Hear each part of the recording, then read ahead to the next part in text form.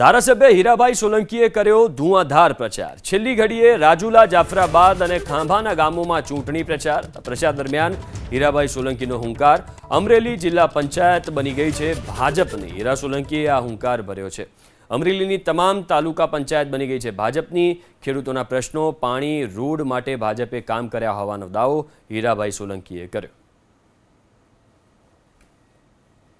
કોઈ ત્રિફાક્યો બેખાપ્યો કંઈ છે નહીં મારા ભાઈ। અમે તો અહીંયા જાફરાઓનું જોયું, બેનરીફ ત્રણ ચાર સીની બેનરીફ થઈ ગઈ અને બધા જેટલા જો આપ વડા છે આજે આવી ગયા અમને સપોર્ટ કરવા માટે।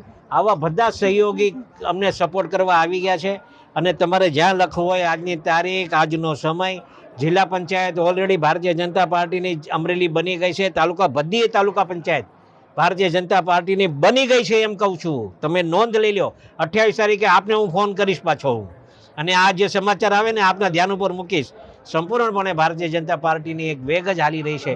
ત્યારે આપ સૌને ધ્યાન દોરતા અનુભવું છું કે ભારતીય જનતા પાર્ટીની ઓલરેડી જે પ્રમાણે ગામડાઓનો વિકાસ થયો છે, જે પ્રમાણે દરેક ક્ષેત્રે ખેડૂતોના હોય, પાણીના પ્રશ્ન હોય, રસ્તાનો પ્રશ્ન હોય, વીજળીના પ્રશ્ન હોય, આ બધી બાબતે જે ભારતીય જનતા પાર્ટીએ કામગીરી કરી છે એના અનુસંધાને લોકોને એક ઉમળકો થયો છે અને ભારતીય જનતા પાર્ટીને 28મી તારીખે મતદાન કરવાના છે, એમાં કોઈ શંકાને સ્થાન નથી।